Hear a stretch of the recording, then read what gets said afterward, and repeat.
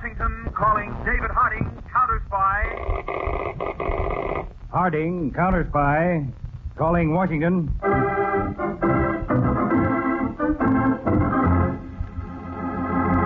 United States Counterspies, especially appointed to investigate and combat the enemies of our country, both at home and abroad. Tonight, the case of the Hijacked Country, a thrilling counter-spy report to the American people.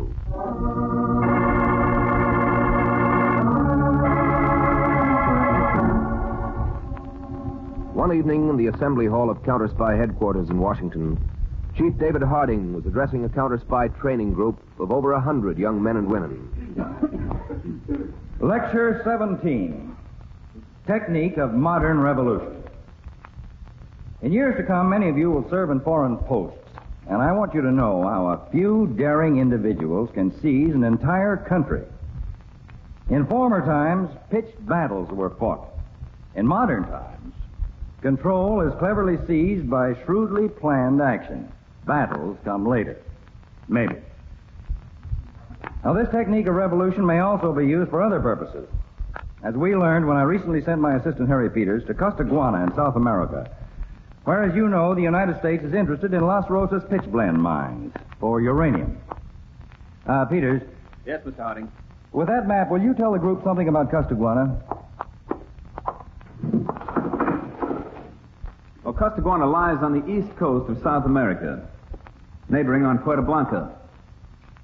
Spanish is the language of the population, mostly farmers and ranchers, of 1,200,000. A close friend of the United States, Costaguana has no army, only a national police force of some 800 men. Las Rosas pitchblende mines are in the mountains, here. And that was where I reported to the administrative officer, one Colonel Juan Martino.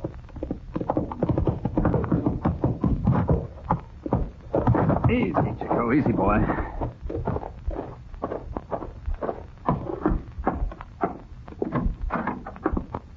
I beg your pardon, Colonel Martino? Yes, senor? I'm Harry Peters, United States Counterspies. My credentials and orders to report to you, sir. Ah, Senor Peters. Welcome to Las Rosas Mines. Did you have a good journey? Fine, thank you, sir. I flew to Porto Alegre and then took ship to Costaguana, and by horse up here into the mountains. Ah. I'm surprised that road can't be used by cars and trucks. Next year, we plan to build a new highway, Senor Peters. Have you seen yet the counter-spy you will replace as security officer? Jorgensen? Yes, sir, I have. He's very anxious to start the long trip home. Yes, no doubt. You know, Colonel, I've never seen such beautiful mountains. The contrast with the tropical seacoast is amazing. And the life, too, Senor Peters. Here we work day and night. 2,000 miners and their machines to get pitchblende. But in the tropical climate of the coast, there is relaxation, gaiety. And, of course, it is down there they make the political troubles. Mm-hmm. I hope there will be no troubles while you are here. Tell me, how often do you deliver pitchblende ore to the coast, Colonel? Oh, once a month, senor. In fact, a shipment is about to leave. Here, come. Mm-hmm. One manner of working will interest you, ours, and you should know all the details in any case.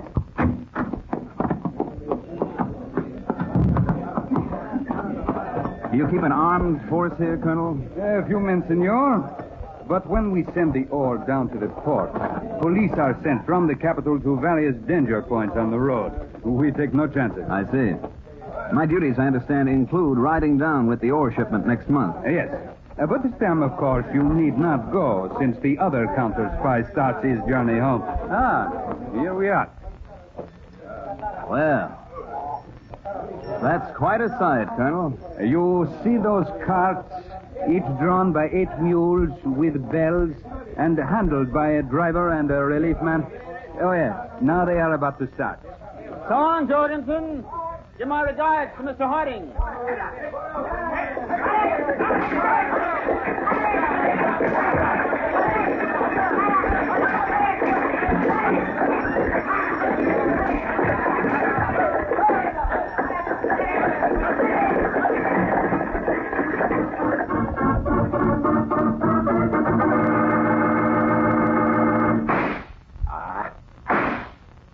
Better.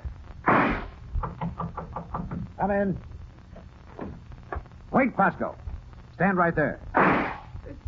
Senor Fulton, you put a hole in my new hat. I ought to have put it in your head, Pasco. I've been waiting for you for 2 weeks.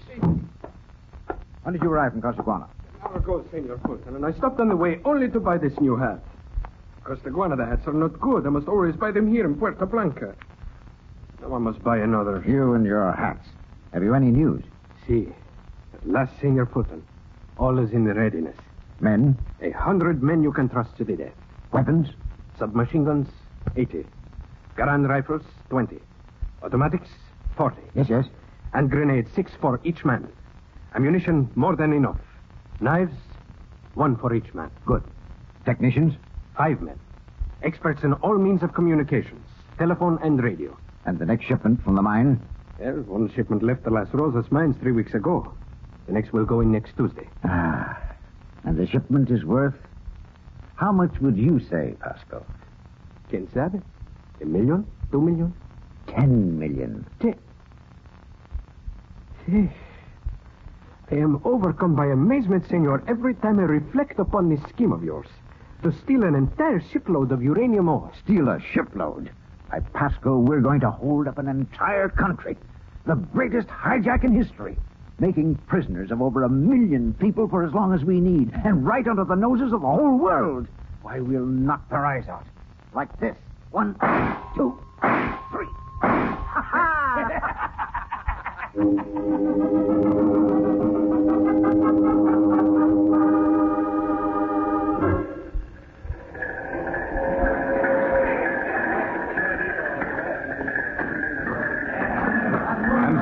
Senor Peters, this vein of the mine will be extended another 500 feet into the mountain. I see.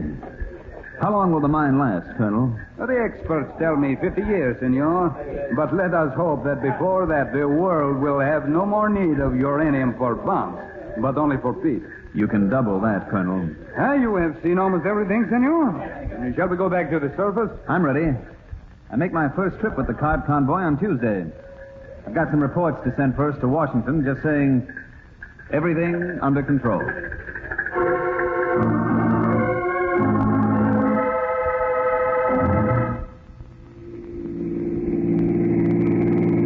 a moment, Senor Fulton, we will be at the presidential palace of Costaguana. No danger of President Ramos changing my appointment, is there, Pasco? Oh, no, senor.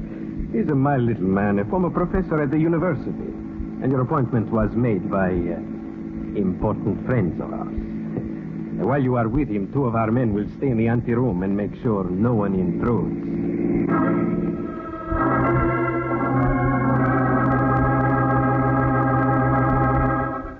And it is an honor to Costaguana, Senor Fulton. So many important American businessmen like yourself come here to help develop our country. I appreciate your feelings, Mr. President. Now, I wish you to tell me in what way I can help.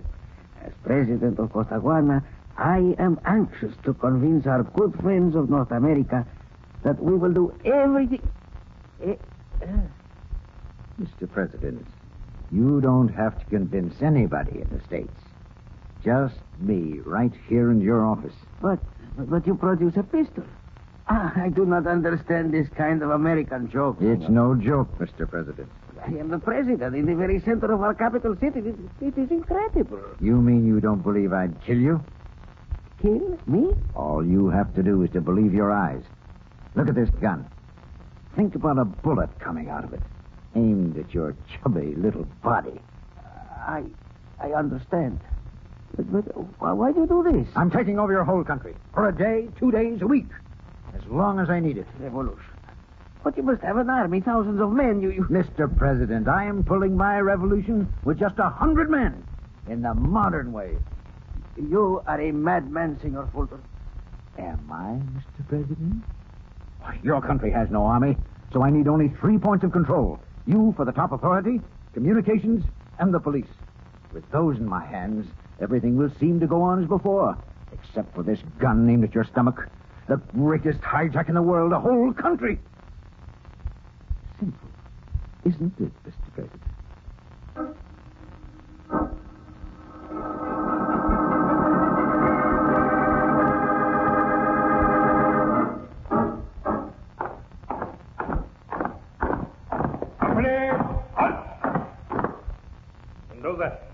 your 5 men into this wing of the building, the telephone section. Proclaim the revolution in the name of the people, and kill any of those people who make trouble. Or what? March! Luis, 10 men into the radio and telegraph section. Take control. And keep everything going as usual. For what? March!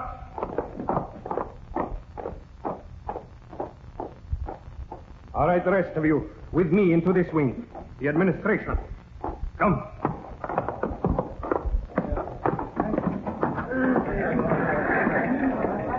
Attention! What is it? Take your position. All right, all of you. Listen. We proclaim a revolution in the name of the people. No one will be hurt unless he makes trouble. Go on doing your jobs as if nothing had happened. If you fail or try to escape, look at my men all around the room. And look at their guns.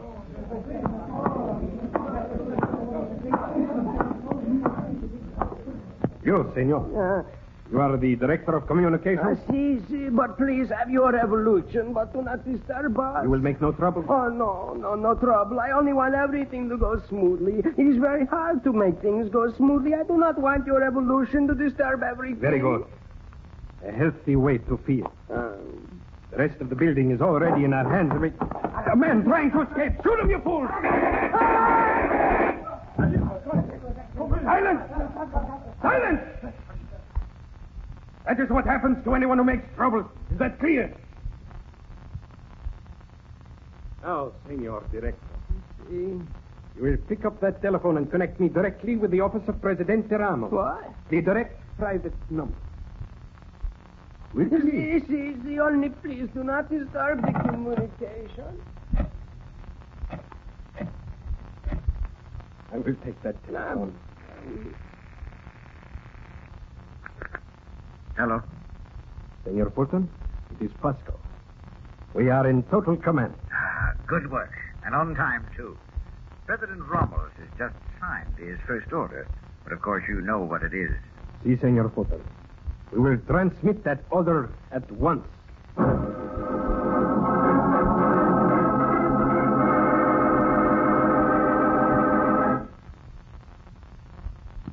To Chief of National Police, an order from the President to remove all police from their positions along the road from Las Rosas mine. Presidente Juan Ramos.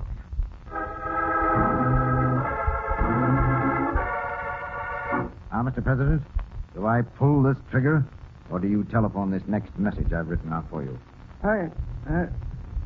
Very well. Hello? You will send this telegram to Las Rosas mine by order of Presidente Ramos. Emergency.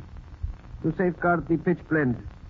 The shipment will be taken by the convoy not to the freighter USS Flygull as previously ordered, but to the independent freighter at Pier 14. Signed, Ramos, Presidente.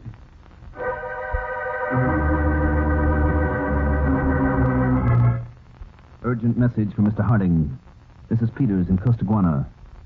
Just received orders signed by President Ramos to divert current pitchblende shipment from regular ship to another. Colonel Martino in command here, not disturbed, but I am. Also, farmers from neighborhood report that all police have been removed from danger points along highway. Fearing political trouble, I am requesting investigation and return advice. Call 030. Every hour on the hour.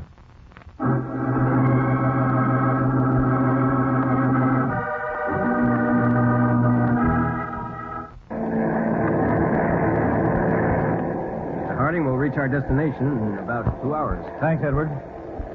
I'm seriously worried by Peter's latest reports. They suggest a revolution. We'll have to land in Puerto Blanca across the frontier from Costaguana. I wish I knew what's happened to Peters.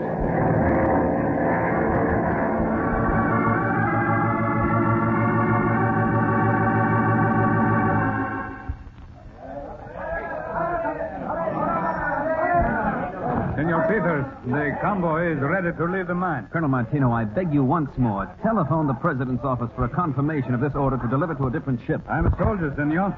I cannot question orders. Colonel, look. Just arriving. Isn't that a detachment of mounted police? Ah, yes. You see, senor, your fears were foolish. Martino? Assisi. Martino, I am Captain Putt. I have orders to escort the convoy to the harbor with these 50 men. Very good, Captain Pasco. This is Senor Peters of the United States Counterspy. Ah, you will be with us, senor? Yes. Colonel Martino, do you know this man? No, but still he has the order. Colonel, the police have been removed, and now this officer you don't know with a police detachment you didn't expect. Si, Senor Peters. Captain Pasco, will you and your men please dismount? The convoy cannot start. We must wait. Wait? My orders are to start at once. Captain, you take your orders from the colonel. I do not take any from you, Counterspy. And arrest the American. Wait, Captain. Be quiet, Colonel. What? You will be shot next, Counterspy, unless you do obey orders. Not your orders, Pasco. Come back here. Captain, he is running away. Sergeant, take 2 men and follow him. The rest of you, start the convoy.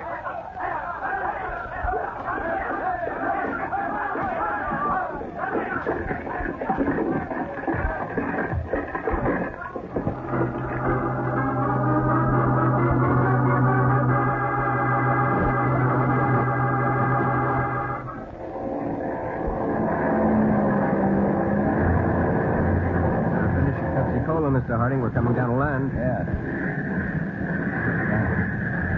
Hope this plane isn't too big for the landing strip. Here's the boat.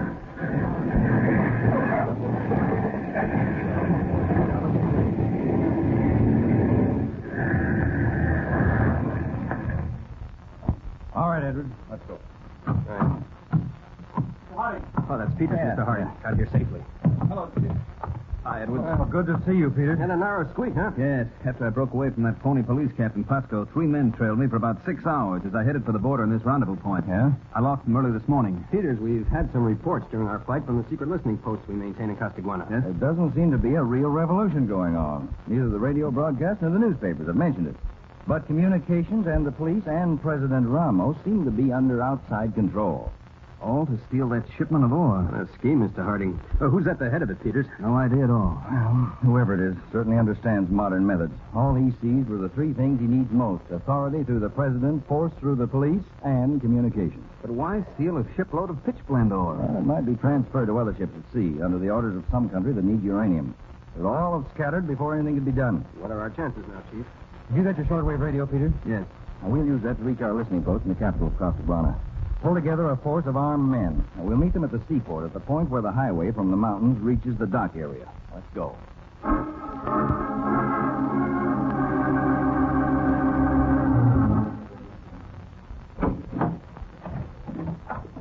Come in, Pasco. Si, senor. I see everything is calm elsewhere in the presidential palace. And it's calm in here, too. Ah, el Senor Presidente. He sleeps. Collapsed. I'm dead myself. Haven't slept for 48 hours. Have you got any news since that counterspy escaped you? Si. When I came into the city just a while ago, I obtained several reports from our own observers. There are rumors around the city of other counterspies. Other counterspies? Si. How could they get into the country without my knowing? Rumors say they came from over the frontier. And you've got to assign men, not police, but some of our own men, to hunt them down and kill them. I will do so. Now, the convoy from the mine. It's due to arrive at the ship at 7 tonight, right? In 2 hours. Good. You go and send the men out after those counterspies, then phone me here and I'll join you at the ship. Now, go on, get going.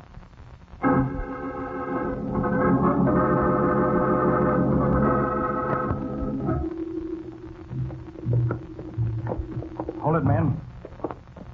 Well, we've overpowered the outside guard of the communications building. Now, the big job. The administration wing. I'm afraid we can't take it without violence. There must be a lot of the regular personnel being held in there, Mr. Harding. We'll have to break in and warn them fast before any shooting starts. That's my job. Attention, everybody. Throw yourselves on the floor. Abajo. Please do not disturb everything. You men with machine guns, surrender. All right, men, fire.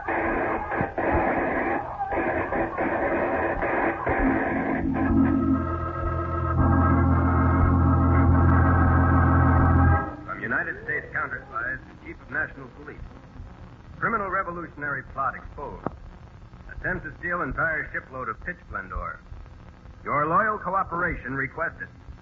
We have just learned that the convoy is already at the dock. Please concentrate every available man at Pier 14. Counterspies will meet you there.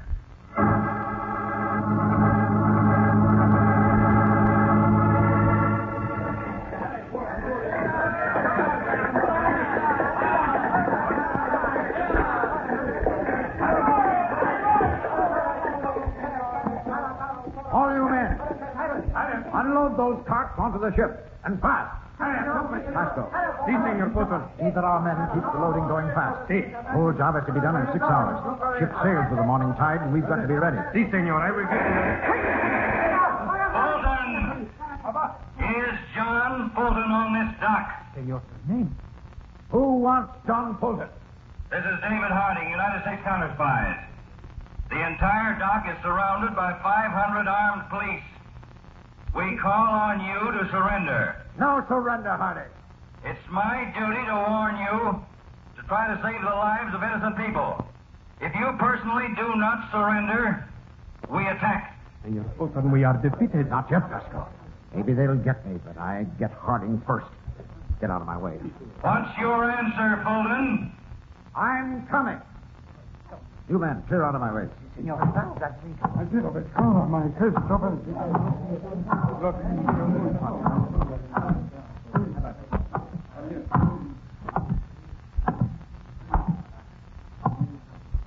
Which one of you is David Harding? I'm Harding, Fulton. Tell your men on this dock to drop their weapons. You drop that pistol. The light's not good here, Harding. Step out where I can see you better. With pleasure. But don't try anything. There are 5 rifles aimed right at you. Can you see me clearly enough now? Yes. Do you know what you've done, Harding? You've spoiled the biggest crime in history. Hijacking a whole country. It was well planned, Fulton. You wasted a good brain on a useless crime. I'll be famous forever, Harding. For this scheme of yours? Yes. And also because I'll be the man who killed you.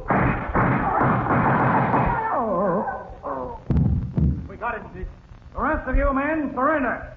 He didn't hit you, did he, Chief? I threw myself aside as he fired. One bullet got me in the arm, the left. We'll get you to without the... No, it's a flesh wound. We can bind it up for the moment. I guess a little blood's a cheap price to pay for putting this fellow Fulton out of the way. Peters, what an amazing waste of ability.